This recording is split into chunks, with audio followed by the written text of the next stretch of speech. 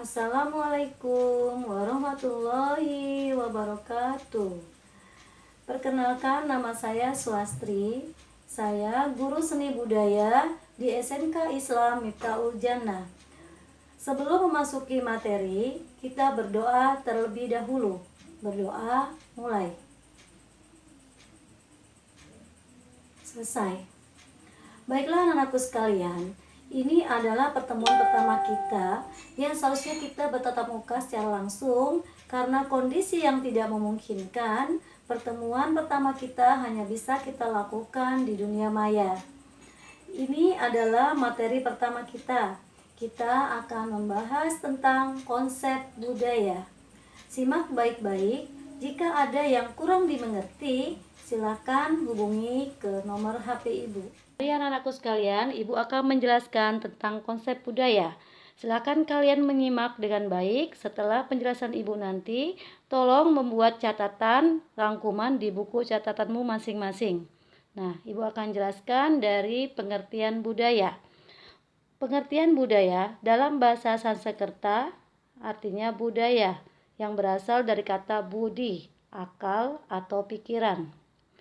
Pengertian budaya dalam bahasa Sanskerta, segala sesuatu yang berkaitan dengan akal, pikiran, atau budi. Pengertian budaya juga dalam bahasa Inggris, itu dengan kata lain budaya disebut juga culture, yang artinya budaya. Pengertian budaya secara umum adalah budaya ialah suatu cara hidup yang mengatur supaya setiap insan manusia memahami dan mengerti apa yang harus dilakukan, diperbuat, serta untuk menentukan perilaku dalam menjalin hubungan dengan manusia yang lain. Nah, anakku sekalian, wujud budaya. Wujud budaya itu ada 3. 1. Gagasan atau ide pokok. Maksudnya adalah suatu pokok pikiran atau cara pikir yang terbentuk dari seluruh ide dan gagasan yang bersifat abstrak. Hal ini terletak di dalam alam sadar atau pikiran manusia. Ekspektasi masyarakat kepada segala sesuatu yang mereka lihat dan amati serta mereka jalani dalam kehidupan sehari-hari. Contohnya, norma kesusilaan, hukum adat, tata tertib di kelas atau kedisiplinan, dan undang-undang dasar atau amandemen. Nah, wujud budaya yang kedua adalah aktivitas.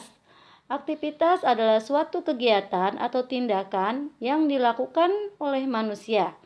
Hal ini terbentuk dalam suatu bentuk sistem sosial, sehingga menyebabkan manusia bisa saling berhubungan dan berinteraksi maupun bekerja sama melakukan suatu kegiatan dengan manusia yang lainnya sesuai dengan adat istiadat dan kebiasaan masing-masing.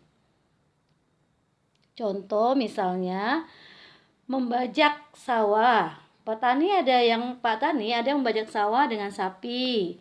Ada juga yang dengan menggunakan alat yang canggih atau modern. Ada yang menggunakan traktor. Nah, contoh lain lagi adalah cara makan. Ada yang makan dengan menggunakan garpu dan sendok ala kebarat-baratan.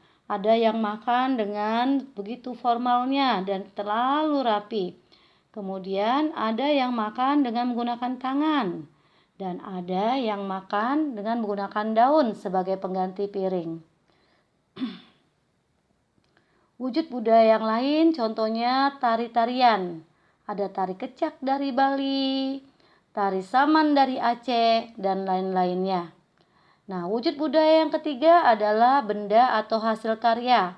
Merupakan suatu hasil karya yang dihasilkan oleh kegiatan dan aktivitas manusia, baik merupakan fisik maupun benda.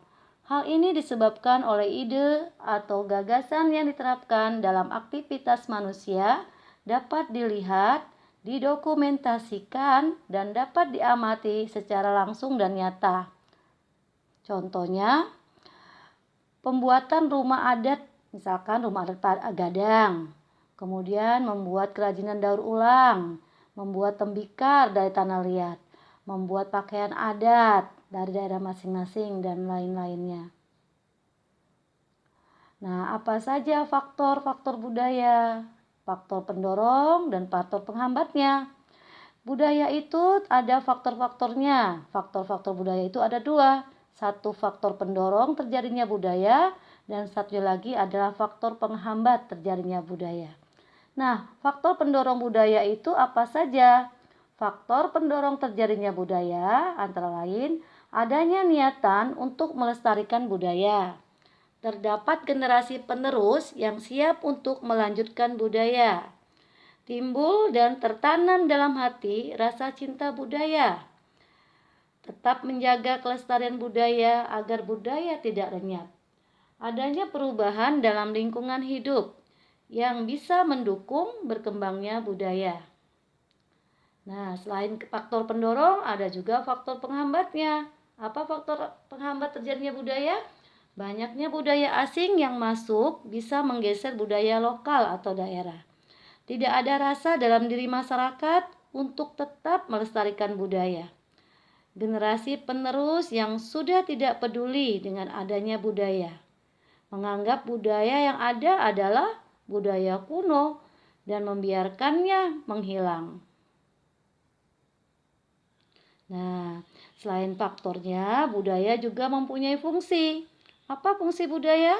Fungsi yang paling utama dari budaya adalah kita bisa mempelajari suatu warisan yang berasal dari nenek moyang kita. Budaya dan semua unsur yang ada di dalamnya memiliki ikatan dengan waktu dan bukan merupakan kuantitas yang statis. Budaya bisa berubah jika ada faktor yang mendorong perubahan tersebut. Faktor tersebut juga akan menentukan cepat atau lambatnya budaya akan mengalami perubahan. Nah,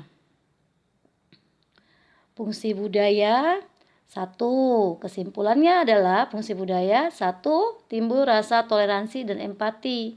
Dua, meningkatkan rasa nasionalisme. Tiga, masyarakat menjadi lebih saling menghargai. Empat, sarana untuk menjalin sosialisasi. Dan kelima, sebagai media belajar. Demikian anak-anakku sekalian, konsep budaya yang Ibu sampaikan. Semoga kalian bisa memahaminya. Jika kurang paham, silakan menghubungi ke nomor Ibu. Ibu tetap semangat belajar di rumah. Assalamualaikum warahmatullahi wabarakatuh.